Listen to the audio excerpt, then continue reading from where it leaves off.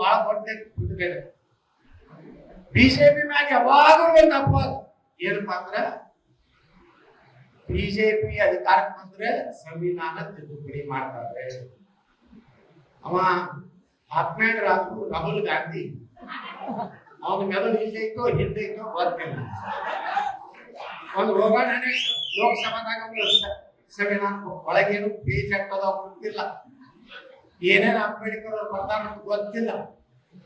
ಯಾಕಂದ್ರೆ ಗೊತ್ತ ಹೆಂಗಿರ್ತದ, ಪಟಾಕಿಯಿಂದ ಬಂಗಾರ ಮಾಡ್ತೀನಿ, ಜಿಲೇಬಿ ಫ್ಯಾಕ್ಟ್ರಿ ತೆಗಿತೀನಿ, ಇವ್ನ ತಲೆ ಇಟ್ಟಿದ್ರೆ ಜಿಲೇಬಿ ಫ್ಯಾಕ್ಟ್ರಿ ಎಲ್ಲ ಮಾಡಿದ್ರೆ ರಾಯಚೂರ್ನಾಗ ಯಾವ ದುರ್ಗವ ಜಾಮಾನು ಜಾತ್ರೆಗೆ ಬೆಲ್ಲದು ಜಿಲೇಬಿ ಮಾಡ್ಕೊಂಡು ತಿಂತಿರ್ತಾರೆ ಹೆಣ್ಮಕ್ಳು, ಅಲ್ಲಿ ತಿಂತೀವಪ್ಪ.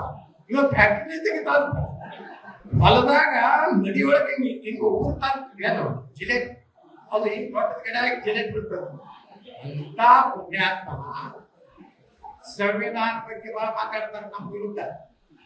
ಬಿಜೆಪಿ ಬಂದ ಸಂವಿಧಾನ ಚೇಂಜ್ ಆಗ್ತದೆ, ಎಷ್ಟು ದಿವಸ ಸುಳ್ಳು ಹೇಳುದು.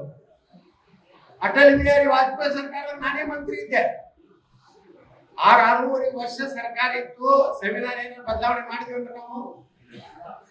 ಇವತ್ತು ನರೇಂದ್ರ ಮೋದಿ ಅವರು 10 ವರ್ಷ ಮುಗಿಸಿ ಇವತ್ತು 11ನೇ ವರ್ಷ ಅದಾರ, ಸಂವಿಧಾನ ಎಲ್ಲೇನು ಬದಲಾವಣೆ ಮಾಡಿವೆ. ನಮ್ದೇ ಮೆಜಾರಿಟಿ ಇತ್ತಲ್ಲ, ಈ ಸಲ ಮೆಜಾರಿಟಿ ಕಡಿಮೆ ಇರ್ಬೋದು. 303 ಸೀಟ್ ಇದ್ದಾಗ ನಾವು ಸಂವಿಧಾನ ಬದಲಾವಣೆನೇ ಮಾಡಿಲ್ಲ. ಈ ದೇಶನಾಗ ದೊಡ್ಡ ವ್ಯವಸ್ಥಿತವಾಗಿ ಸಂಚ ನಡೆದಿದೆ. ನಿಮ್ಗೆಲ್ಲ ಗೊತ್ತಿರ್ಲಿ, ಜಮ್ಮು ಕಾಶ್ಮೀರದಲ್ಲಿ 370ನೇ ಕಾನೂನು ಇತ್ತು. ಯಾರು ಮಾಡಿದ್ದು? ವಿಶೇಷ ಸ್ಥಾನಮಾನ ಯಾರು ಕೊಟ್ಟಿದ್ದು? ಬಿಜೆಪಿ ನೆಹರು ಕೊಟ್ಟಿದ್ದಲ್ಲ. ಜವಾಹರ್ಲಾಲ್ ನೆಹರು ಬಾಬಾ ಸಾಹೇಬ್ ಅಂಬೇಡ್ಕರ್ ಅವರ ಮನಸ್ಸಿನ ವಿರುದ್ಧ ಆ ಕಾನೂನು ತಂದ್ರು. ಏನೈತ ಕಾನೂನಾಗ ಏನೇನಿತ್ತು? ಅಲ್ಲಿ ಮೀಸಲಾತಿ ಇರಲಿಲ್ಲ. ಗ್ರಾಮ ಪಂಚಾಯತ್ ಹಿಡಿದು MLA MP ತನ ಯಾವ SC ST ಜನಾಂಗದವರು MLA MP ಆಗ್ಲಿಕ್ಕೆ ಸಾಧ್ಯ ಇರಲಿಲ್ಲ. ಸರ್ಕಾರಿ ನೌಕರಿಯಲ್ಲಿ ಮೀಸಲಾತಿ ಇರಲಿಲ್ಲ. ಇಲ್ಲಿಯ ಜನ ಹೋಗಿ ಆಸ್ತಿ ತಗೊಳ್ಳಕ್ ಬರ್ತಿರ್ಲಿಲ್ಲ. ಅವರು ಕಾಶ್ಮೀರದವರು ಇಲ್ಲಿ ಆಸ್ತಿ ತಗೋಬಹುದು, ಅಲ್ಲಿ ಹೆಣ್ಣಾಗಲಕ್ ಬರ್ತಿದ್ದಿಲ್ಲ. ಇದು ಮಾಡಿದವ್ರು ಯಾರು? ಜವಾಹರ್ಲಾಲ್ ನೆಹರು ಅಲ್ಲ, ಅವತ್ತು ಅಂಬೇಡ್ಕರ್ ವಿರೋಧ ಮಾಡಿದ್ರು. ಅದಕ್ಕೆ ಬಾಬಾ ಸಾಹೇಬ್ ಅಂಬೇಡ್ಕರ್ ಅವರು ಒಪ್ಪಿದ್ದಿಲ್ಲ. ಆ ಶೇಖ್ ಅಬ್ದುಲ್ಲಾ ಪಂಡಿತ್ ಜವಾಹರ್ಲಾಲ್ ನೆಹರು ಇಬ್ರು ಕೂಡಿ ಗಾಂಧಿ ಕಡೆಯಿಂದ ಪ್ರೆಷರ್ ಮಾಡಿಸಿ ಆರ್ಟಿಕಲ್ 370 ತಂತ್ರ ಬಂಧುಗಳೇ.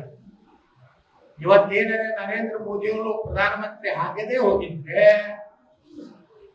ಇವತ್ತು ಜಮ್ಮು ಕಾಶ್ಮೀರದಲ್ಲಿ ಆರ್ಟಿಕಲ್ 370 ಮೋದಿಯವರು ತೆಗೆದೇ ಹೋಗಿದ್ರೆ ಒಬ್ಬ SC ST MLA ಆಗ್ಲಿಕ್ಕೆ ಸಾಧ್ಯವಿಲ್ಲ. ಮೊನ್ನೆ ಜಮ್ಮು ಕಾಶ್ಮೀರದ ಚುನಾವಣೆ ಆದ್ರೆ 5 ಮಂದಿ SC ST MLA ಆಗ್ಲಿಕ್ಕೆ ಸಾಧ್ಯ ಆಗಿದ್ದೆ ನರೇಂದ್ರ ಮೋದಿ ಅವರಿಗೆ. ಇದು ನಾವು ತಿಳ್ಕೊಬೇಕು. ಸಂವಿಧಾನ ಏನ್ ಚೇಂಜ್ ಮಾಡಿದೆಪ್ಪ? ಯಾವ ಬಾಬಾ ಸಾಹೇಬ್ ಅಂಬೇಡ್ಕರ್ ಅವರ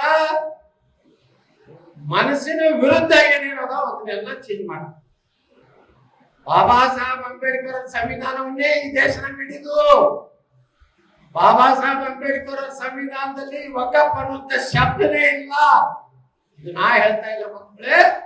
2-3 ದಿವಸದ ಹಿಂದೆ ನಮ್ಮ ಭಾರತದ ಪ್ರಧಾನಮಂತ್ರಿ ನರೇಂದ್ರ ಮೋದಿ ಅವರು ಹೇಳಿದ್ದಾರೆ, ಬಾಬಾ ಸಾಹೇಬ್ ಅಂಬೇಡ್ಕರ್ ಅವರ ಬರೆದ ಸಂವಿಧಾನದಲ್ಲಿ ವಕಫ್ ಇಲ್ಲ ಅಂದ್ರೆ ನಾವು ಅದನ್ನ ಕಿತ್ತಿ ಹೋಗಿದ್ವಿ ಅಂತ ಮಾತನ್ನ ಇವತ್ತು ನರೇಂದ್ರ ಮೋದಿ ಅವರು. ಇದಕ್ಕೆಲ್ಲರಿಗೂ ಒಪ್ಪಿಗೆ ಇದೆ. ಬಾಬಾ ಸಾಹೇಬ್ ಅಂಬೇಡ್ಕರ್ ಅವರೇ ಸಂವಿಧಾನ ಅಂತಿಮ ಅನ್ನೋದಕ್ಕೆಲ್ಲರಿಗೂ ಒಪ್ಪಿಗೆದೆಯಾ?